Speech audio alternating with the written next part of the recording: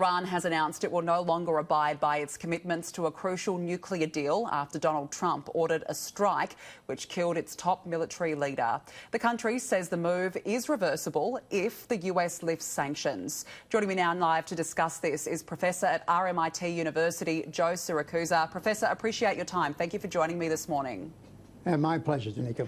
Iraqi lawmakers are urging the US to end its troop presence in a vote in Parliament, but also amidst this nuclear agreement. What happens next in terms of the fact that this agreement has already been signed? Well, the Iranians weren't paying much attention to it. The Americans certainly are paying no attention to it. And the Europeans are working very hard to get somebody to keep it going for a while.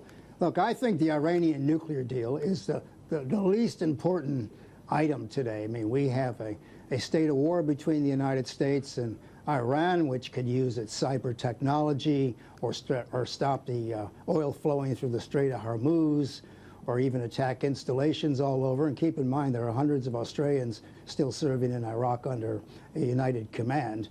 And so, you know, we've got a war with Iraq. And, you know, we're forgetting now about the impeachment and everything else that's in the background. And while people will disagree with President Trump's decision to kill the number 2 in Iran on Iraqi soil, the fact is it's well within his purview to do so, and it is an act of war. And nobody has any control over the White House. And the Defense Department offer the president 4 or 5 options. They always do. People like Obama always skipped all the options and said he wanted to do nothing about it.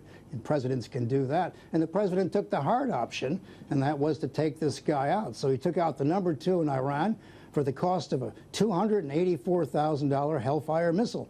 Pretty cheap, no troops involved or anything like that. And so this is the nature of the warfare, and the Iranians are very angry. But keep in mind, Danica, that we know who's going to win this. The United States has something like 6,300 nuclear weapons. Iran has none. So these guys could fight to the death if they want. They're going to lose this war. It's just a matter of how much damage there is, or whether they unleash their Hezbollah allies in Lebanon and draw the Israelis in. So this can all go sideways very, very quickly. But what we have now is a state of war between the United States and Iran, and what we're going to do about it next. The Iranians have a number of asymmetrical approaches. They could use cyber technology. They could use the grid or the infrastructure somehow, or they could block the Strait of Hormuz, or they could attack American facilities and its allied facilities. And the United States only has one option, and it's going to throw the kitchen sink at them, because while there are thousands more troops in the Middle East, there's not enough for an invasion of anywhere. So the United States would be hitting these people hard. So we're in a very new phase, and because of what's going on in the United States, the primaries and the impeachment, and in Australia, the fires, we're not spending much attention on this, and we should be, because the ramifications for Australia are enormous. Professor, President Trump has warned that the US is targeting 52 Iranian sites and will strike very fast and very hard. How serious are these threats by the US, or how likely is the president to go forward with this? Well, look, I've met defense planners and war planners, and I've seen plans that have been declassified over the years, and there's always hundreds of targets. You know, we got thousands of missiles and stuff like that, so there are always going to be hundreds of targets. What bothers me about this is, at the 52 Iranian sites, the 52 is taken from the American hostages who were taken in 1979. So the president's sort of giving them a magic number here, which is nuts to me. I can't see that. I mean, Iran could probably be disabled with about 25 hits. And so there's something very weird about that number 52. But look, I'm sure we got hundreds of sites.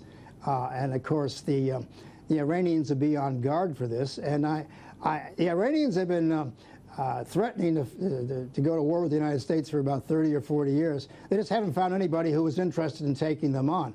And a superpower taking on a non-nuclear power, you know, there's nothing to write home about there. It's the nature of the beast. So the Iranians are going to take a real hit on this, and I think peace in the Middle East will be delayed another 30 or 40 years. But it's really ironic, Danica, that we have a president who wanted to get rid of these endless wars in the Middle East, and he has just stepped into it up to his eyeballs. Just finally, Iowa Democratic caucuses now less than a month away. Professor, is it still a close race? Well, yeah, it is. I think Joe Biden is going to probably win it, but it's going to be very close.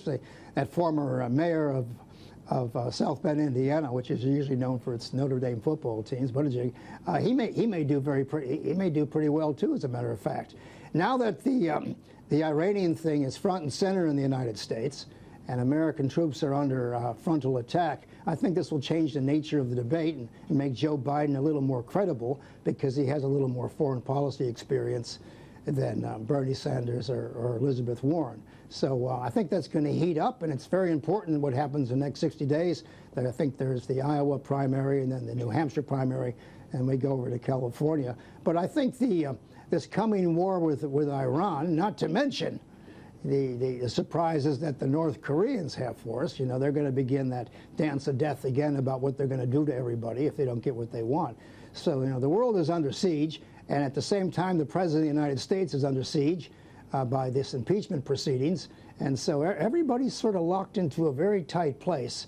And what happens next is not anybody's guess. What's happened next is pretty predictable, and that is people are going to reach for the extreme solutions.